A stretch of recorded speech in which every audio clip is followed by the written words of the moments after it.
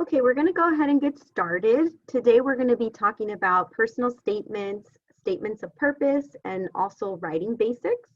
And my name is Dr. Jessica Morales Chicas, and I am here with CHDD Connect.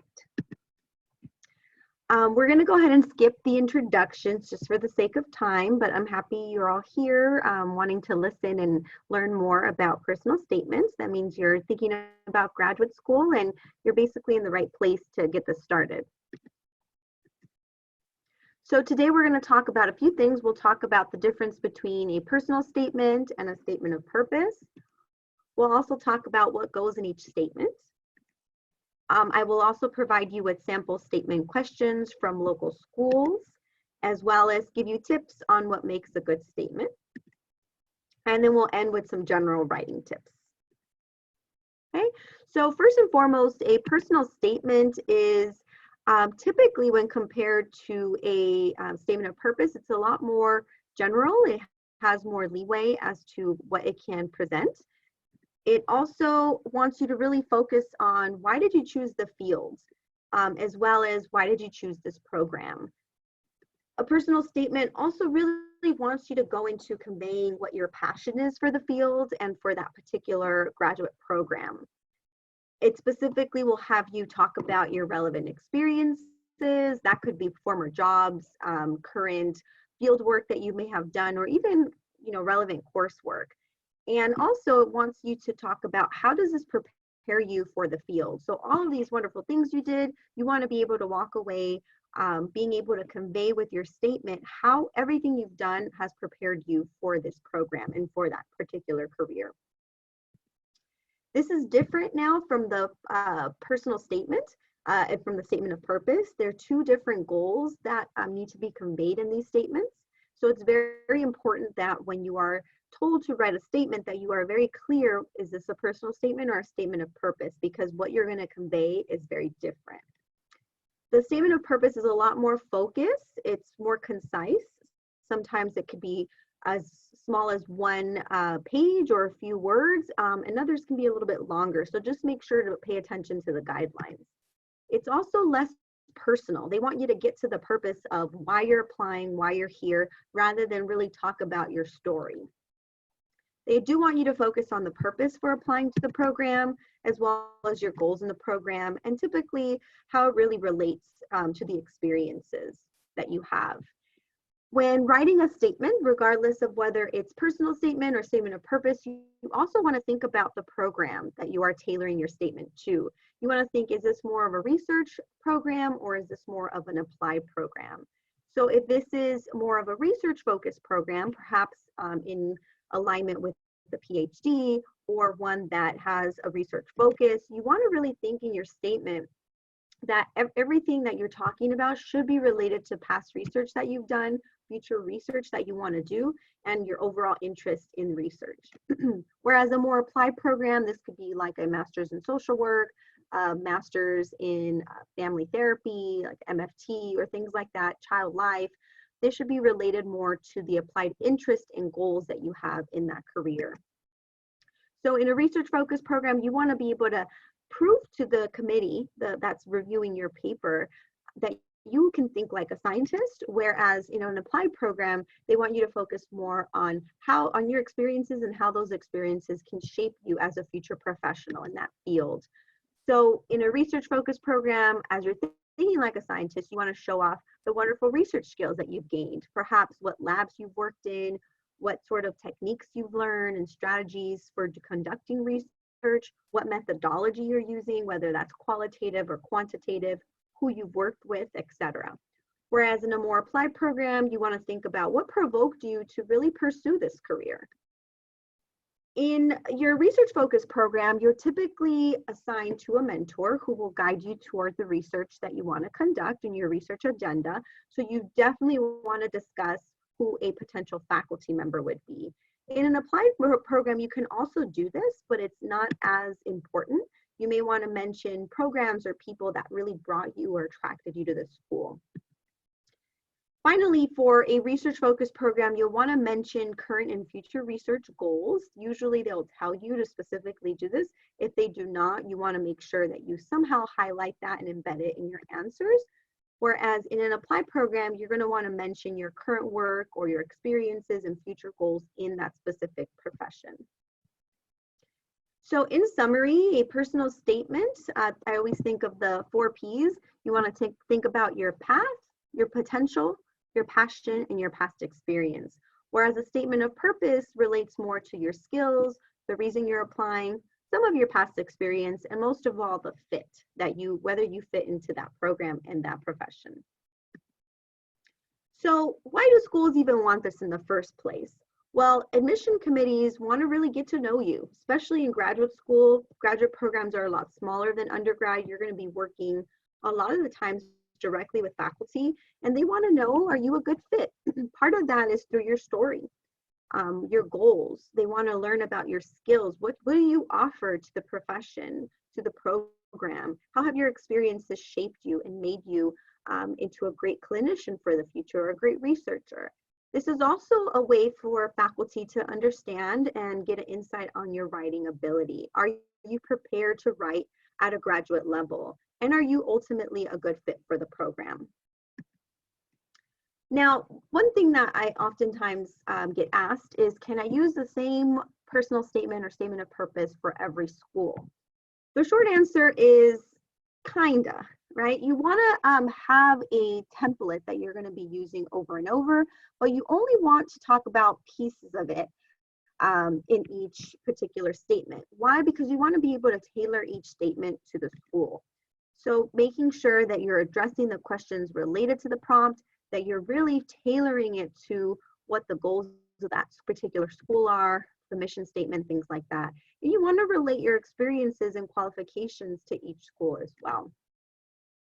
So for example, if one school focuses more on policy and leadership, you're going to want to highlight your past experiences as a leader. Whereas another school may want, is focused more on children, you may want to focus more on your past experiences working with children directly and sort of the scaffolding tips that you've used and strategies within your schools.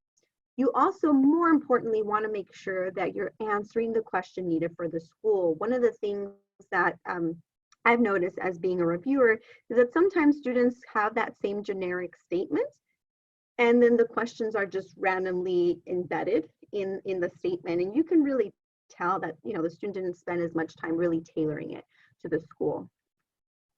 You also want to explain why you want to go to that school.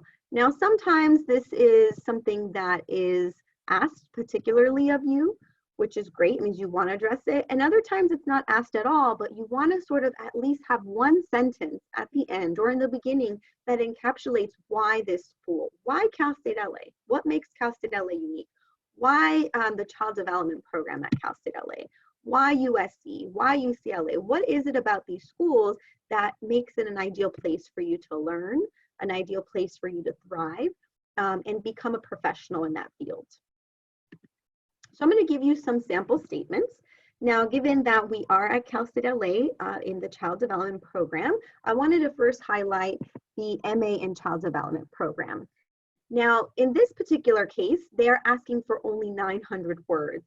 Now, if any school says approximately, that means you could go a little bit under, a little bit over, but you want to really stick as close to 900 as possible. If they say no more than 900, then you do not want to pass that. In fact, some statements actually get disqualified as a result. So you don't want to, limit any points that you're attaining as you're turning in your application.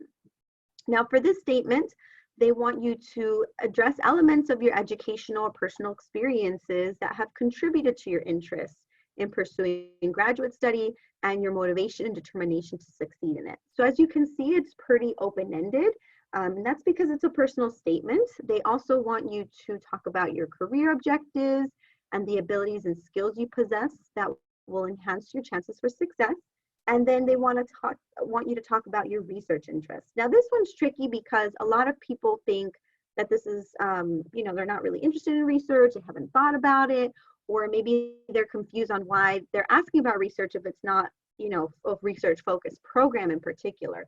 But part of why we ask for that in our program is because you will be learning about research methods. You will be in some of the classes conducting your own research project. So we want to understand that you have a basic understanding of what you would want to focus on. And so that's why that question is there. And then plans for obtaining a subsequent degree.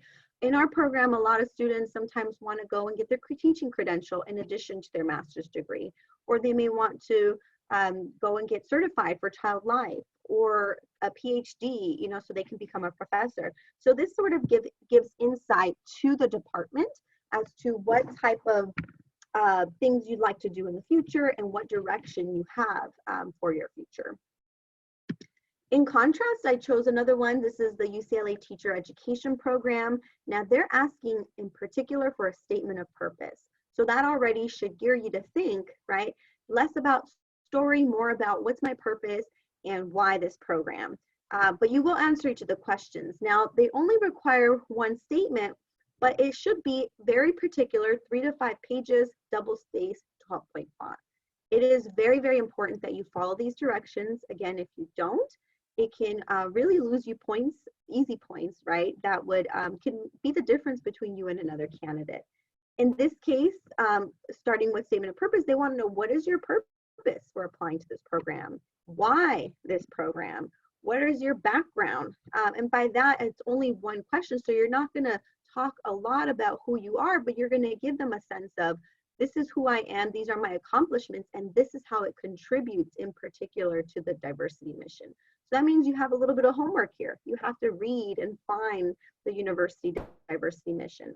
You also need some experience with children, because it's asking what is your experiences with children and youth. So if you start seeing some sort of statement that is prompting this and you have no experience with children and youth, it's going to be a really hard statement to write. And so not to discourage you to apply, but it's going to be something that you're going to want to consider in strengthening your application over the years. Okay, and they also ask if there's any other things, right, and that they may want to know in evaluating you, any additional information. We'll talk a little bit more about what that means. Sometimes that could mean, you know, you had a really bad semester or quarter where you just really didn't do well because of some extraneous circumstance. You may want the committee to know that. This is your chance to write about it, explain yourself. It may be that you have a really extraordinary skill that you may want to highlight that will, you know, really makes you stand out. So any additional information that can help them determine, right, your aptitude for graduate study, this is what you'd want to talk about. Now, here's a different one. This one's School of Social Work, and this is USC. It's a very popular program. A lot of students actually apply. It's a pretty big program, and they also have very specific requirements of what they want to see. They want you to talk about you first, right? And also describe particularly your understanding of the social work profession. Now, to be in social work and get your master's degree, you don't need to have a bachelor's in social work. You can come from pretty much any social science field. And so they want to still understand that you have a basic understanding of social work values. They also want you to talk a little bit about your own relationships, right? And your life experiences. Now, this is where it gets a little bit tricky, because some students like to get really deep into their past experiences, and maybe it could have been a traumatic event. And so sometimes writing these statements can be very emotionally taxing, because it's having you really recount it could be your traumas or your experiences that you haven't really wanted to think about, but that's really what drove your decision to go into social work or into child life or to whatever field. So you want to be careful that you are honest in your statement, but that you're not disclosing so much information, especially without really showing how you've grown from that or what you've learned from it and how you can be a better clinician as a result of it. That's really the take-home message. It's not about dwelling in the past, but talking about how that past has informed your present. They also want to know about your personal qualities, your career goals, and what's interesting about this statement, and partly because this is a institution of higher cost, right? It is a private school. They really want to know, can you pay for it? And how are you going to fund your education? So as you're thinking about that, you may want to, ask yourself that, right? And make sure that this is something that you're able to pay for. They want you to think about that already. You don't need to have a direct plan, but you're going to want to have an idea. Now they go on, and they also have a topic 2. So again, realizing that some of these statements are going to be longer than others. So you're going to want to have a nice timeline that accurately depicts, when you're going to focus on each statement, how long each statement is going to take, which ones do first, which one you should put more energy into. I would highly advise that your top school, that especially the top school you have a good shot in, that you focus the most energy on that one, and that you get the most feedback on that one from multiple people. And then now that you have a nice template, then you can focus on the rest. Here's the last one. This one's Columbia's teacher education program. Also, different, but kind of the same. 2 to 3 pages, double space, and they want you to describe your academic and professional background. And again, it should be tailored to the teacher's college. And this one's pretty general. So having these tips and understanding how to talk about yourself is really key, because some of these statements are very specific and others are more open-ended like this one. So as you can see, there are some similarities. A lot of them, whether it's statement of purpose or personal statement, they want folks to talk about what are their past experiences, their accomplishments that make them a better professional. But then some of the differences could be length, right? Some of the differences can be focus. Some of the differences are, some are very specific questions and others are not. So read the instructions very carefully. You can always ask the recruiter or the admissions committee questions if you're unsure. It's always better to ask than assume. So now that you kind of have a basic idea of the differences of these statements, I want to talk about how you can actually get started with your writing. And this is probably the hardest part, is just getting started, just like with any paper. Now, the personal statement is a different kind of paper because it's going to focus on really getting you to talk about yourself. And for some people, this may be easy, and for others, it's actually really hard, especially when you're digging deep about your experiences and your goals, right? That may still be fluid. So, and changing over time, right? So the first thing I recommend in starting a statement is to really start with brainstorming, thinking about like, what are the big ideas you want to focus on, going to the drawing board and literally drawing out sort of what ideas you want to focus on. One thing I recommend is doing a free write. It could be 1 minute free write, it could be a 3-minute free write, a 5-minute, 10-minute, sit and actually time yourself and really focus on answering these questions. And a free write means that you're writing nonstop until you really just get thoughts on a paper. So even if you're writing about things that are not related, you're still writing and the ideas will eventually flow. You're not in this free write, you're not worried about anyone's gonna look at this, grammar, you're just writing. And as you're writing, you wanna ask yourself these questions. Why do you wanna go to graduate school? And what do you like to study? What significant relationships and life experiences have you had that motivated you to this field? And you're gonna wanna ask yourself what personal qualities and work experiences actually prepare you for this profession. So your first little assignment to really take home with is to do this free write on your own, time yourself for at minimum 1 minute, all the way to 10 minutes, and just sit there and give yourself time to really think about these questions. The next thing you want to do is some brainstorming, and you can do this along the way as we're talking, or you can do this at a later point. But the goal is you want to think about what are some themes or topics that you can talk about yourself. What is something that makes you special? What are some things that you've done in the past that will make you stand out? What are some characteristics of the program? What are some career characteristics? So for example, if you've done a lot of volunteer work, field work, or even just a regular job that is somewhat related to the particular career you're focusing on, I would start with the bubble that says volunteer/work experiences. You want to think about what are some things that you've done. Maybe you worked at a research lab. Maybe you were a case manager. Maybe you were a preschool teacher. All of these things have translatable skills to working in the profession of child and family studies. or in working in social services. So you may want to highlight all those things in your statement. Career characteristics. If you are applying to work with children, right, in the child development profession, what are some things that you need to be successful, right? Or social work, or marriage and family therapy, or psychology. What are characteristics, right? Some of them could be being personable, being culturally competent, being organized. These are the terms that you're going to want to really highlight in your statement. You also want to think about what are some program characteristics that make this program unique. Perhaps it's the social justice lens, the innovation that the program has, the cutting edge research. These are the things you're going to want to say in your statement. Another interesting thing that some folks actually leave out or sometimes talk too much about is resiliency factors, right? Now, all of us have gone through something and have been able to bounce back, right? That's why we're here. That's why you're in school and you're thriving, right, to some capacity. So you may want to highlight what made you resilient. Maybe it's the fact that you are a numerical ethnic minority, right, in greater society. And that presented different barriers and challenges, but you're still here and you're thriving. Maybe you were a lower income student, a first generation college student. Maybe you came from a single parent household. Whatever the case is, these factors are part of your story and it's part of what makes you unique.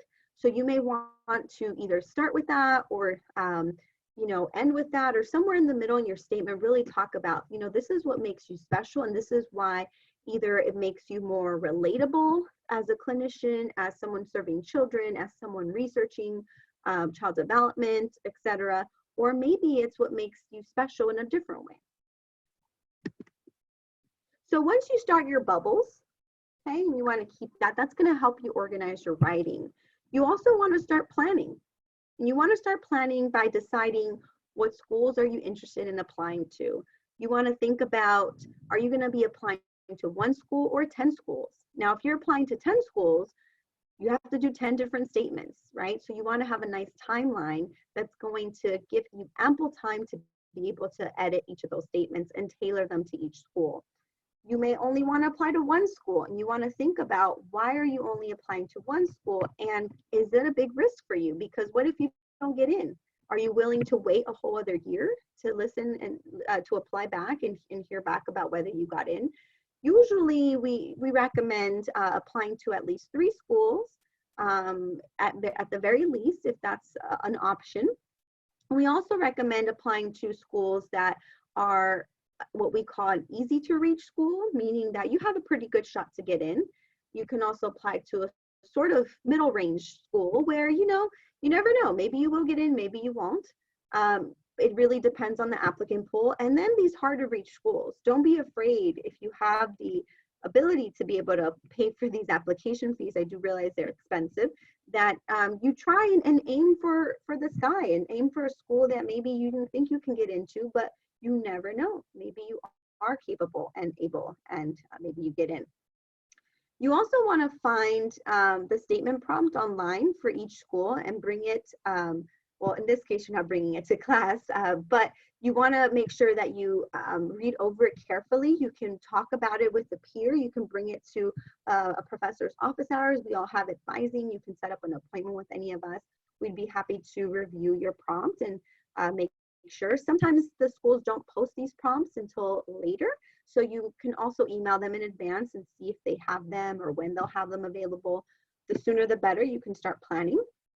And then again, you want to create your brainstorm chart, and then edit it as it aligns with your statements. Okay, so this was actually for a class that I did, which we will be having in the fall, which I highly recommend that you apply to if you want to learn more about strategies for graduate school. It is going to be called Graduate School and Professional Development Training. So highly recommended. It's been a great class. And if you're interested in this topic, definitely enroll in that class. So let me give you an example as you're brainstorming. So you'll want to start with question 1. So let's say question 1 is, what are elements of your educational and or personal experience that have contributed to your interest in pursuing graduate school and to your motivation and determination to succeed in it? That's a pretty loaded question. So you're going to want to think about, what do you want to focus on first? Your educational experiences, your personal experiences, which one, right? And making sure that those are going to contribute to why you're pursuing this field. So in this example, you can use your volunteer work experience themes, right? And so there's your bubble. Now you want to think about, okay, for volunteer work experiences, what are elements that have contributed to your interest? Maybe you took a really amazing course from someone in the department that really taught you about the value of child life, or taught you about social work, or taught you about law. It taught you about development. Whatever the case is, maybe you want to talk a little bit about that and how that was your inspiration. Maybe you had a really cool observation course or fieldwork experiences that was hands-on. And if that's the case, you want to be able to quantify, what did you do? What did you learn? How many hours? So it's not just talking about it, but it's really bringing value to what that experience gave you. If it's more work-related experience, you definitely want to highlight it, even if it's not related to your school. Why? Because that means you went above and beyond to get real-world hands-on experience. So for example, you could talk about how being a teacher allowed you to get insight about child development and about scaffolding techniques to work directly with children and help them be more empathetic individuals, right? And you worked X amount of hours with X amount of children and help them increase their literacy skills by 50% or something. So you want to start thinking about, how are you going to quantify these experiences? Okay, the next thing you're going to do is the same thing for question number 2. What are your career objectives? And this is just, again, one prompt of many. We're just using this as an example. What are your career objectives and the abilities and skills you possess that will enhance your chances of success? So let's say the field is social work, right? What is it about social work that you have, right? What are some skills or abilities that you have that will increase your chances of success? Well, in social work, you may, especially this is micro social work, you're going to be oftentimes giving therapy one-on-one or in group settings. So being a good listener could be one skill that you possess that will enhance your chances of success. That's going to be something you may want to highlight. So you would do this over and over with each of your bubbles as you're brainstorming, right? And just some things to remember is that when you're writing a good essay, you want to make sure that you're being very thoughtful about what you say. You're being honest. Reviewers can tell if you're sugarcoating things, or if they just seem too good to be true, or they're just not accurate. So you want to be honest. You want to conform to the guidelines. Okay, this is probably the most important part. Read the instructions carefully, conform to the guidelines in terms of formatting. You want to make sure you answer every single question. And yes, you are really talking about yourself, but you want to make sure that there's a difference between bragging about yourself and really highlighting your accomplishments, right? And part of that is just the language choice, right? So you don't want to say, oh, I'm this amazing writer that's done all these wonderful things and can, save children, and I have a passion, right? Rather than say that, quantify it. Talk about what you did and how that makes it what it is. So for example, if you're great working with children, talk about a time where you were great working with children. Give a concrete example. If you're a great writer, talk about a paper that you wrote that, got an A+ and that really, helped you get a publication or something like that. So make sure that when you're bragging, that you have evidence to back it up in your statement. You also, in your essay, you want to really demonstrate skills and knowledge, right? Why did you get involved? What did you do? How did you do it? What did you learn? How did this matter for your new perspective program, right? Ultimately, because you can sit and talk about all the wonderful things you did, but how does it tie back in to this program and why you're applying to this graduate program? So that's really the key there in how you demonstrate your skills. So for example, you were involved in a children's hospital. You did sanitation. You helped organize playrooms for the children, and you interacted with the parents. How did you do it? You were there for 40 hours a week, working hands-on under the supervision of the clinical supervisor. What did you learn? You learned about the importance of X, Y, and Z. How did this matter for your new program? With this knowledge that you've attained, you now know the importance of using ethics, of working directly with families, and of mitigating, right, concerns that families may have around a child's illness. That was just something I made up about what you can highlight. But as you can see, you want to think about this thought process as you're really describing your skills and knowledge. You also want to make sure that you get a little personal, especially if it's a personal statement, but that you make connections, right? So give examples. You could talk about little Johnny as an example, who was your former student. Now you don't want to use actual names, but let's say the pseudonym is Johnny, and little Johnny really impacted you because little Johnny his parents were going through a divorce, and little Johnny started acting out in school, and you were able to create a plan for him to help him with this transition in the classroom. And you were able to do this by working with the parents, bringing in books, right, for all the children to read about adapting to divorce. And that child's behavior improved significantly as a result of these techniques, right? That's a way to really get personal, make connections, and then you would talk about how that experience taught you about the importance of being an effective and responsive educator. Okay. You would also may want to describe the event that occurred, right? And this is where you can add a little bit of drama, make sure that the reader is sort of like visualizing what you're describing. Okay, and more importantly, if you're doing any of this, what did you learn from this experience? And again, what would your prospective program teach you regarding this case?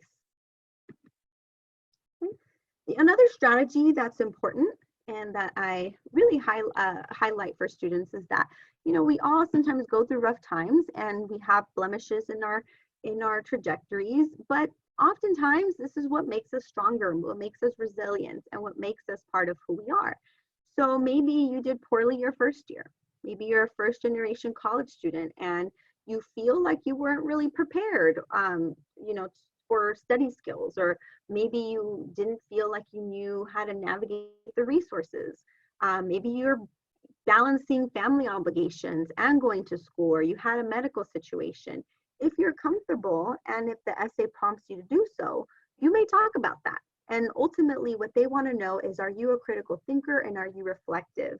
And did you learn from this, and how does it make you resilient? So if this says something important about you, definitely talk about it, but again, focus less on telling the story of what happened and more about, very briefly, this is what happened, this is what I learned, and this is how this makes me a stronger future clinician or future educator, or whatever the case is. Okay, again, we've talked about this already. You want to talk about yourself, but you don't want to, you know, brag about yourself in a negative way. So you want to exude confidence in context.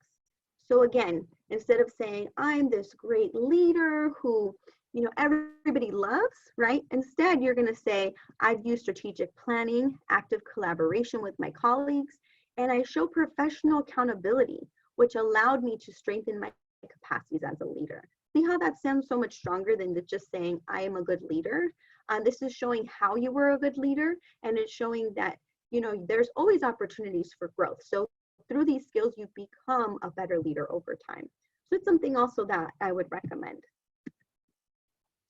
Now, the other thing that's super important, sometimes students forget, is a good essay has good grammar.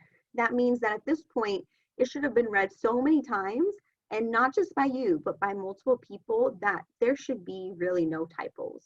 And one way that you can actually catch little typos here and there is actually using Grammarly. And Grammarly is free to use. And in fact, as a Cal State LA affiliate, meaning a student or faculty or staff, you are eligible to use a premium version of Grammarly. You could just go to the website or Google Cal State LA Grammarly, and you can set up an account using your Cal State LA email. And that'll give you free access to a lot of the premium features where you can catch these little errors here and there. One thing I also recommend is visit a professor's office hours that you trust. Have them review your statement, or email them and see if they're willing to review it via email. Sometimes that's a little bit tricky, you know, professors are very busy. But if you've developed a relationship that's of a mentoring type of relationship with them, they may be willing to make time to help you out. And if not, then you can always go to their office hours. You can also go to a friend, right? And sometimes I actually recommend having someone that's more well-versed in the field, and then also someone that really knows nothing about the field, because then you get a different opinion about whether something can be too jargony, and whether someone, outside of the field actually understands. All right, so as you're preparing these statements, you really want to think about what grad schools are really asking for. And the reality is that every grad program has a different prompt, right? But regardless of the prompt, they're typically asking for the same pieces of information in different ways. What do you want to study at this graduate program? Why you want to study it? What experience do you have in the field? And what do you plan to do with your degree once you have it? So these are typical points that you'll want to be thinking about over and over, and you want to know the answer to with conviction, because they're going to be things you're going to be talking about over and over in each statement. Some more general writing tips you want to think about is, you want this to be a well-written piece. So you want to think about some transition sentences, some transition words. So it could be things like, my hard work as a child life intern, my resilience as a first-generation student. These are sort of the terms that we took from these brainstorming activities. So an example transition or topic sentence could be, convinced that education is a vital ingredient to mitigate social inequalities and create active change, I became directly involved with blah, blah, blah, blah, blah. Now, if you see with this sentence, right, so there's a lot going on there, but what it does is it's transitioning from the previous statement, right, of the fact that the person probably already talked about the value of education.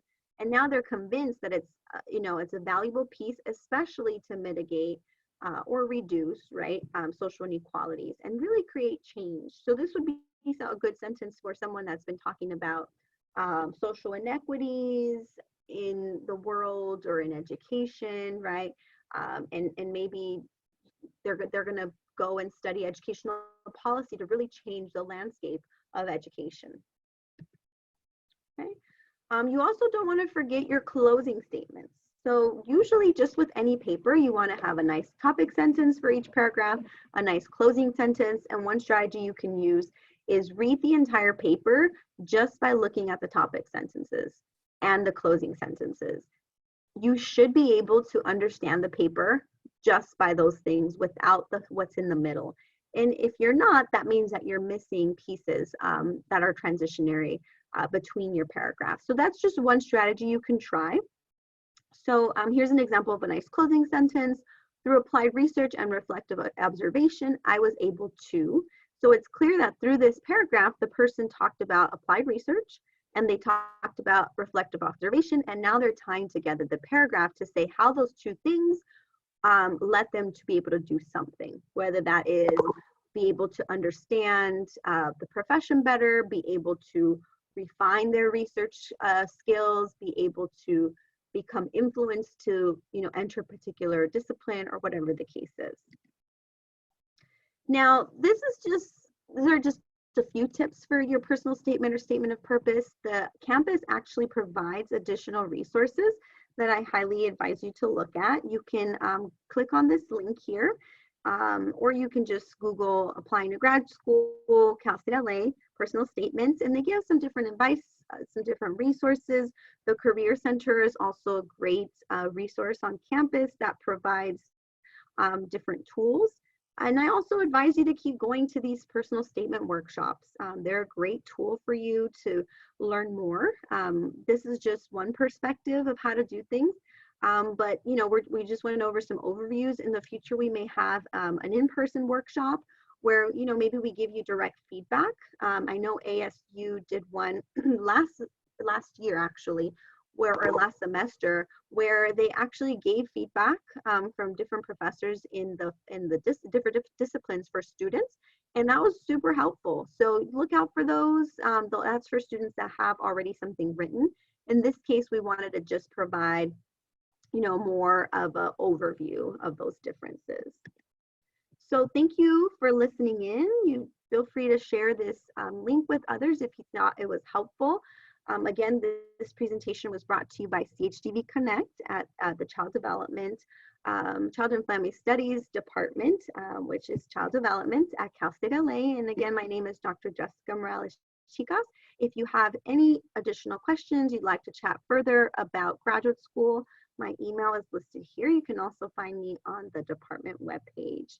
So thank you everyone for listening, and I hope you all write excellent personal statements and statement of purpose and get into graduate school and accomplish your goals. Thank you everyone.